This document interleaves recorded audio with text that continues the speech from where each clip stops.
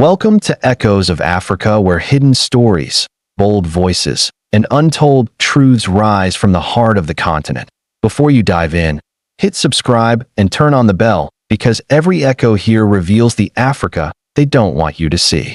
At the beginning of the 21st century, the world believed power would always flow in one direction, from the industrialized West to the developing South. For decades, the story of energy, technology, and influence seemed fixed. Yet in 2025, that story is changing before the world's eyes. Africa, once written off as a frontier of aid and dependency, is fast becoming the quiet engine of the next global transformation. The new power map is being redrawn, and this time, the lines of energy, trade, and innovation point south. From Dakar to Nairobi, from Cairo to Cape Town, a new current runs through the continent. It is powered by sunlight, wind, lithium, data cables, and a rising generation of engineers who are solving problems no one else dared to face. In less than a decade, Africa has become the fastest-growing region in renewable energy investment. The International Energy Agency reports that clean energy funding across the continent has tripled since 2020.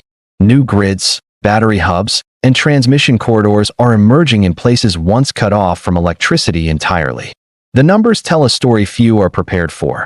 Africa possesses 60% of the world's best solar potential, but currently receives less than 3% of global energy investment. That imbalance is beginning to shift, and with it, the foundations of global power. In the old world order, the West exported oil companies, machinery, and manufactured goods to Africa. In the new one, Africa is exporting electricity, hydrogen, and innovation. Where the industrialized nations struggle under the weight of aging infrastructure, debt, and political division, African economies are building from the ground up, leaner, greener, and faster. Across the continent, governments and private investors are pouring billions into renewable corridors that link rural villages to industrial parks, using microgrids, smart meters, and mobile-based payment systems. In West Africa, new solar cooperatives have replaced diesel generators in thousands of communities. In East Africa, geothermal plants beneath the Rift Valley power entire cities. In North Africa, giant solar mirrors beam electricity across borders. The energy equation that once trapped nations in darkness is being rewritten by those who lived with it longest. Africa's rise in the energy race is not accidental. It's strategic. While the West debates transition timelines, Africa is leapfrogging straight into the post-fossil economy. The continent's leaders have quietly coordinated one of the largest infrastructure linkages in history, the African Continental Free Trade Area. It connects 54 nations into a single market of 1.4 billion people, creating a highway for electricity, data, and ideas. Energy ministers and central banks are harmonizing power standards and grid codes so that solar from the Sahara can light homes in Ghana, and hydroelectric power from the Congo River can feed factories in Angola. This continental integration mirrors what Europe built after World War II, yet it is unfolding faster and on digital rails. Meanwhile, the West's power systems are showing cracks. The United States faces rolling blackouts in states with overburdened grids. Europe's energy crisis, fueled by war, gas shortages, and high carbon costs, has exposed its dependence on external suppliers. Inflation, deindustrialization, and policy gridlock have slowed investment in new infrastructure. For the first time in decades, African energy companies are acquiring stakes in Western markets. Renewable developers from Kenya, Nigeria, and Morocco are exporting expertise to Europe and the Middle East. African sovereign wealth funds are quietly financing projects once led by European development banks. The symbolic flow of knowledge has reversed direction. Africa's natural resource base is also redefining global supply chains. The continent holds nearly 70% of the world's cobalt, manganese, and platinum, essential for electric vehicle batteries, wind turbines, and hydrogen catalysts. But unlike previous resource booms that ended in extraction and poverty, many African nations are demanding to process and manufacture domestically. Gigafactories are under construction in Zambia, South Africa, and the Democratic Republic of Congo to refine critical minerals locally. The goal is not just to sell but to sell finished value, batteries, solar cells, and electronic components. The new scramble is not for Africa. It is by Africa for its own industrial future. Beneath this industrial awakening is a demographic revolution.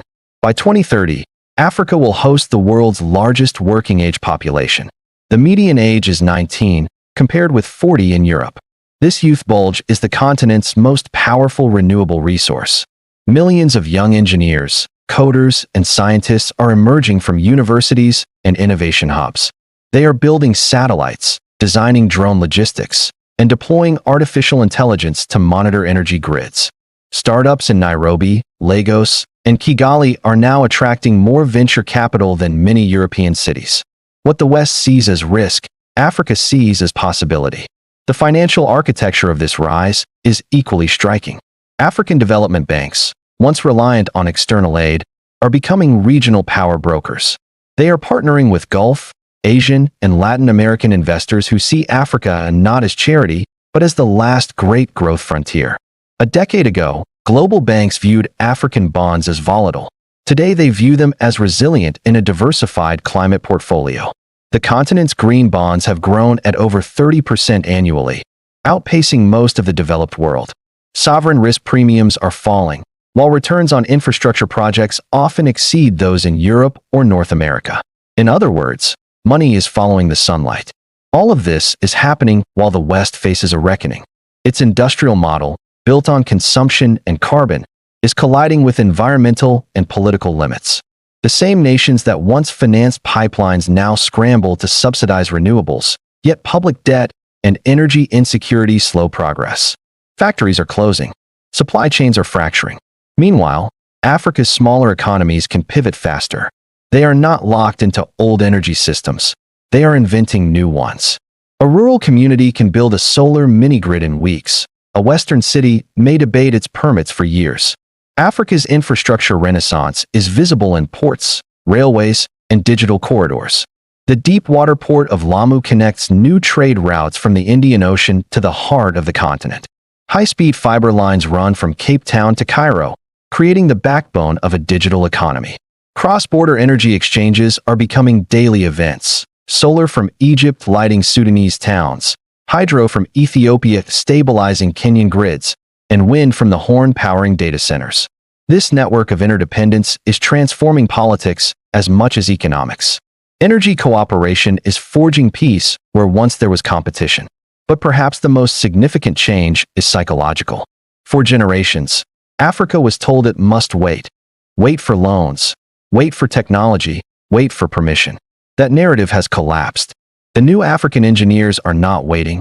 They are leading. They are building floating solar farms on lakes, geothermal hubs in valleys, and electric vehicle fleets in megacities. They are forming continental research alliances in physics, chemistry, and computing. The brain drain that once sent talent abroad is slowly reversing. Professionals trained in London or New York are returning home to build labs, startups, and schools. The story of dependency is being replaced by one of determination. At the same time, Africa's rise is reshaping diplomacy. Nations once on the receiving end of policy are now writing their own. The continent speaks with a louder voice at global summits on climate, finance, and technology. Its voting blocs influence World Trade Organization decisions. Its markets attract delegations from every major power-seeking partnership. Yet unlike in the past, Africa is setting the terms. Local content rules, fair pricing, and technology transfer agreements that keep value within its borders. The balance of negotiation is shifting toward equality. To outsiders, this may seem sudden, but for Africans it is the result of decades of groundwork, incremental reforms, regional alliances, and quiet resilience. The groundwork of power was not built overnight. It was built by millions of citizens installing panels, coding apps, and educating children. When you look closely at the map today, the trend is unmistakable. Energy and influence are moving southward. The new centers of production and consumption are no longer confined to the old industrial belt. They are forming a ring of growth around the equator, spanning Africa, Latin America, and South Asia. Among them, Africa is the youngest, fastest, and perhaps the most ambitious. Yet this transformation is not without challenge. Financing gaps remain. Climate shocks test infrastructure. Political instability in pockets of the continent still threatens progress. But even with these obstacles, the direction of travel is clear. Africa's share of global GDP is projected to rise from 3% to nearly 5% by 2030, driven largely by energy and digital sectors. Its electricity generation capacity could more than double within the same period. The continent's integration into global manufacturing chains is accelerating. And while the West debates the end of growth, Africa is proving that growth can be green, inclusive, and forward-looking. The irony of this moment is profound. For centuries, maps were drawn to show where power lived, usually in capitals north of the equator. But if you overlay today's data, where the sun falls strongest, where the population grows fastest, where innovation surges, you find a different pattern.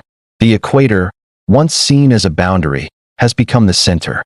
Africa, long described as peripheral, is now essential to the world's stability and sustainability. The old power map is fading, replaced by one alive with new colors of possibility. The story of the new power map is not one of replacement, but of balance. It is not about Africa defeating the West. It is about humanity rebalancing its resources and potential. Yet for the first time in living memory, the momentum is unmistakably African. It is powered by the sun, anchored by data, and driven by a generation that refuses to be defined by the past. The West is struggling to adapt to this shift, not because Africa is taking something away, but because it is offering an alternative vision of progress, decentralized, clean, and equitable. As the lights of the old order flicker, new ones rise across the continent, solar, steady, and sovereign. Africa is no longer the last chapter of globalization. It is the prologue of what comes next. From renewable grids to digital currencies, from circular economies to continental trade, the African century is not a slogan. It is a system already under construction. When future historians redraw the map of power, they will trace its contours not in empire or extraction, but in innovation and light. And they will see that the center of gravity moved quietly, decisively, and brilliantly to Africa. You've been watching Echoes of Africa, where every story carries the sound of tomorrow. If this moved you, subscribe now, like, and share so Africa's voice never fades into silence.